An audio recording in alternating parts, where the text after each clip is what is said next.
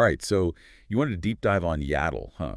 The other member of Yoda's species. Hmm. Seemed like she was always just sort of lurking in the background on the Jedi Council. Right, right. But get this, the Wikipedia excerpts you sent paint a fascinating picture of her. Oh, yeah. She's way more than just a quiet face.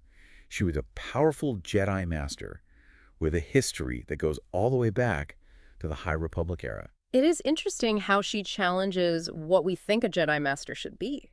Yeah.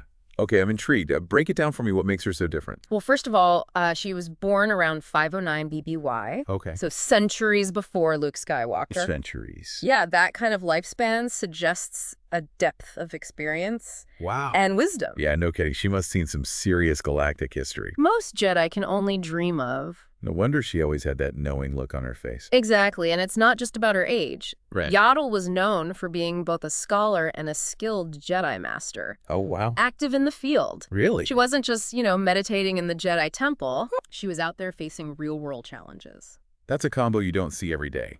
Right. Makes you wonder what kind of missions she was involved in during all those centuries. I'm sure plenty. But what we do know is that she mentored a youngling, Okay. Sipitarco, Sipitarco. during the High Republic era. And this is where we start to see her unique teaching style. All right, so let's talk about Sipitarco. Okay. The sources mention that Yaddle had a very specific way of teaching her. Yaddle emphasized a holistic approach to Jedi training. Okay. You know that quote, "It is essential to practice what you do not know." Oh, yeah. That reflects a core Jedi principle, Right. confronting your weaknesses to achieve balance. So it wasn't just about, mastering lightsaber combat or Yeah. force powers. Right. It was about facing those areas where you struggle, the things that make you uncomfortable. Exactly. Yeah. And we see this play out when Tarko tries to focus only on her strength levitation. Uh-huh. Yaddle challenges her, your strengths can be your greatest weakness. Ooh, that's good. It's a powerful lesson about becoming too reliant on one skill or one aspect of yourself. That's something we can all relate to, even outside of the Jedi Order. It's so easy to just get comfortable with our strengths and avoid those areas where we might stumble. Yao's teaching reminds us that, true growth comes from embracing the challenge. Absolutely. And it's not just theoretical. Yeah. This philosophy is put to the test during the Night of Sorrow. No. A pivotal event in both Yaddle and Tarko's lives. Okay, set the scene for me. What was the Night of Sorrow? I'm guessing it wasn't a party. No, far from it. Okay. It was a brutal confrontation with the path of the open hand, Okay. a group that believes that the Force is a corrupting influence. So the Jedi are trying to maintain balance in the Force, and these guys are trying to suppress it. Essentially the Jedi's worst nightmare. That sounds like a recipe for disaster. The sources describe this chaotic battle on the planet Dalna. Okay. A crashed ship, desperate fighting, and these creatures that can turn Jedi to ash. It was a trial by fire for a youngling like Tarko. And Yaddle, being the Jedi Master that she is, steps up to protect her Padawan. Yes, but it was more than just a typical battle. Okay. Yaddle wasn't just fighting, she was leading. She calmed, panicked Jedi. She strategized on the fly, and she even used this rare Force ability to Wow. rescue a trapped Jedi underground. Interesting. This ability was more than just moving objects. Yeah. It involved manipulating the essence of life itself, Whoa, hold on. a technique very rarely seen in the Jedi Order. Manipulating the essence of life. Yeah.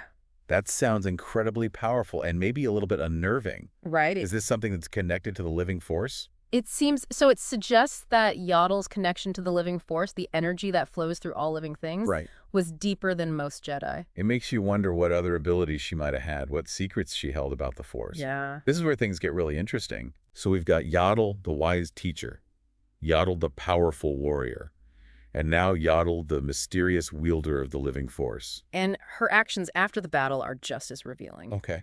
She made sure that Tarko received support for the trauma she experienced. Oh, wow. This shows a compassionate side of Yaddle, a recognition of the mental and emotional toll these events take on Jedi. That's a side of the Jedi we don't often see explored. Right. It's easy to forget that even these warriors of light are susceptible to trauma and, emotional scarring. Mm-hmm.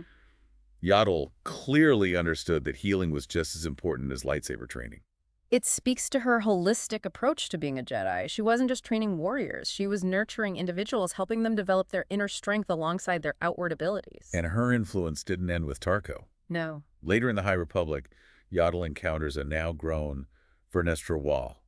Right, another prominent Jedi. Even in that brief interaction, you can see her impact. She advises Rawo, do not reject your instincts. Which, again, highlights Yaddle's focus on trusting one's inner guidance. Right. It's a reminder that the Force speaks to each Jedi in a unique way, and intuition is a very valuable tool.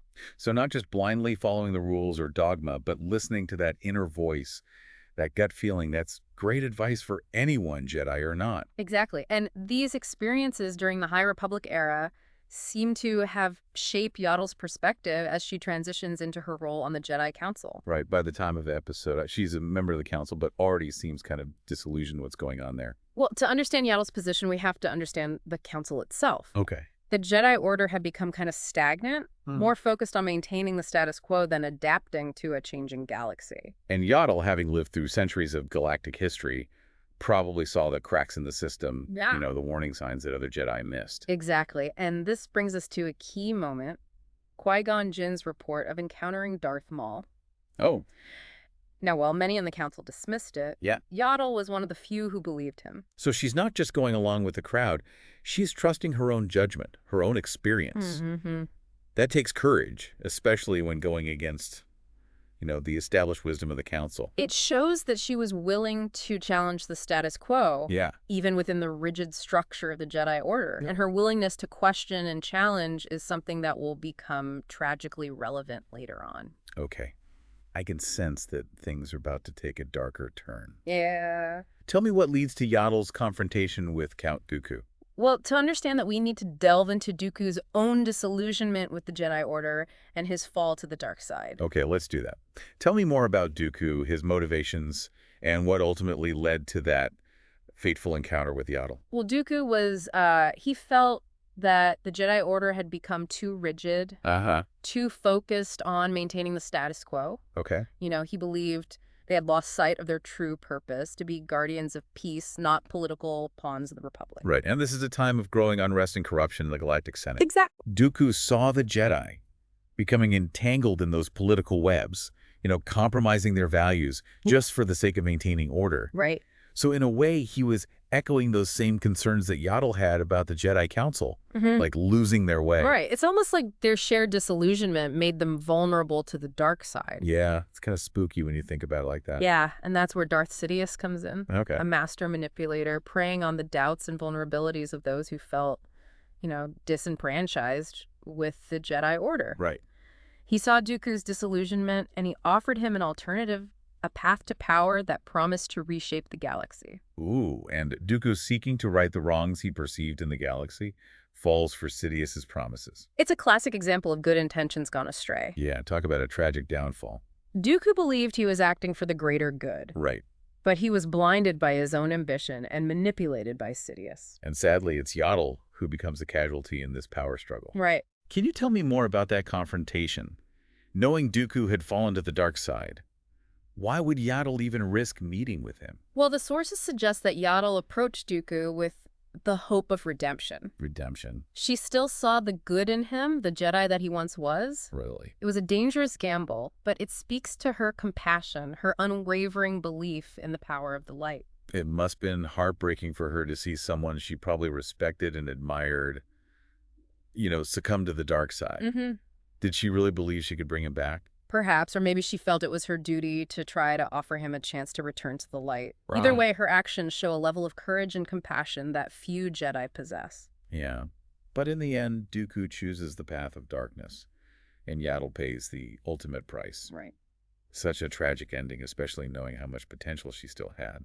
It is a profound loss, not just for the Jedi Order, but for the galaxy as a whole. Yeah. But even in death, Yaddle's legacy lives on. Okay, so let's talk about that legacy. The sources mention that several individuals remember Yaddle fondly, even years after her passing.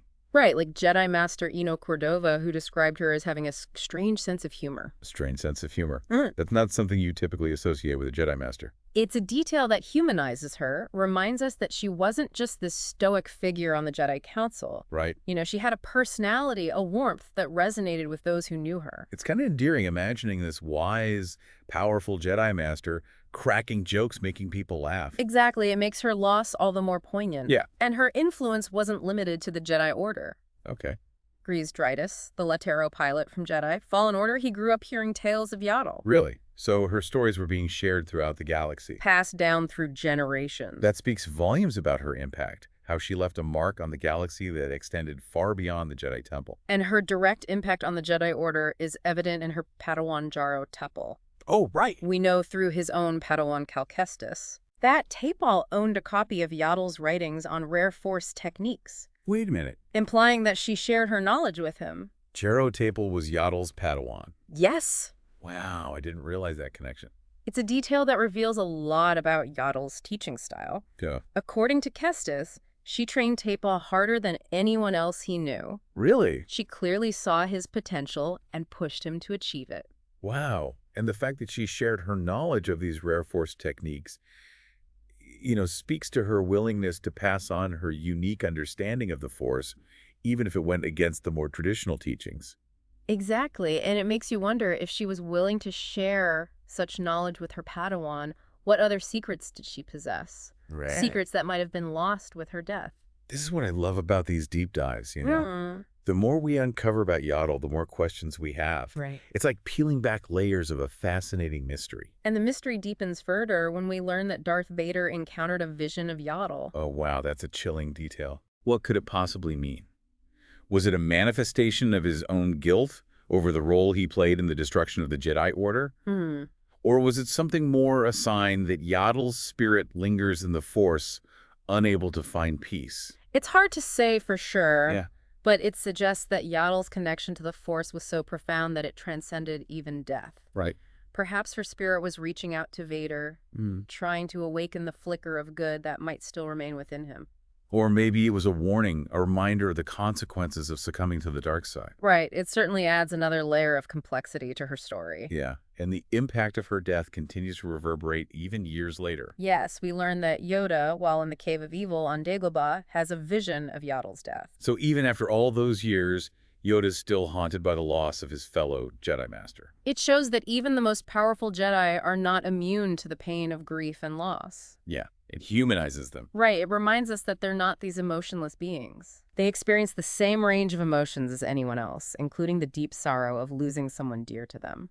And it highlights the lasting impact of Dooku's betrayal. Exactly. It wasn't just a political move. It was a deeply personal loss for those who knew and loved Yaddle. It's a reminder that even in a galaxy-spanning conflict, the personal tragedies, the individual losses, are just as significant as the grand political schemes. So as we delve deeper into the mystery of Yaddle, it becomes clear that her story is about so much more than just lightsaber battles and political intrigue. Right. It's a story about compassion, resilience, and the enduring power of the human spirit, even in the face of darkness.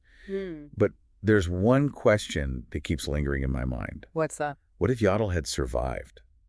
What if she hadn't confronted Dooku or had somehow managed to escape his grasp? Right. How might the course of galactic events have been altered? Ah, yes, the question of what if Yeah. always looms large in stories like this. It's like opening a door to a whole new universe of possibilities. Right. It's tempting to speculate about alternative timelines, to imagine how things might have unfolded differently. So let's step through that door, shall we? Let's explore the hypothetical, the what-ifs that surround Yaddle's life and death what-ifs. Yaddle had survived that encounter with Dooku. Could she have, changed the course of events, prevented the rise of the Empire? Yeah, it's a fascinating thought experiment, isn't it? To imagine how one person's fate could have shifted the balance of power in the whole galaxy. I know. We know she was deeply respected, even by Dooku. Right. Maybe she could have appealed to that remaining shred of good in him, the Jedi he used to be. Could she have pulled him back from the brink? It is possible Yaddle had this unique ability to connect with others. Yeah. To see the potential for good, even in those who strayed from the light. Right. Perhaps she could have at least planted a seed of doubt in Dooku's mind, made him question Sidious's manipulations. Imagine that Dooku, disillusioned with both the Jedi and the Sith, breaks free from Sidious's control. Yeah. That would have thrown a wrench in Palpatine's plans for sure. Indeed, the Clone Wars might have played out differently. Yeah. The separatist movement without Dooku's leadership might have fractured, and without that conflict to exploit, Palpatine might have struggled to consolidate his power. Right. And what about Anakin? Yaddle seemed to sense the darkness within him. Right, even back in Episode, Yeah. Could she have been the guiding hand that he needed? The one who could have helped him navigate all his inner turmoil? Yaddle's deep understanding of the living force might have given her insights into Anakin's struggles that others missed. Yeah. She might have been able to help him find balance, Right. to embrace his emotions without giving in to fear and anger. Think of it. Anakin, guided by Yaddle's wisdom, becomes the powerful Jedi he was meant to be, standing against the darkness alongside Obi-Wan. It's a whole different story. I know. A story where the Skywalker legacy takes a brighter path, where the galaxy is spared the tyranny of the Empire. Of course, it's all speculation, but it's fascinating to explore these possibilities. I know. It really is. And even though we can't change what happened, Yaddle's story reminds us that even the smallest actions can have a profound ripple effect.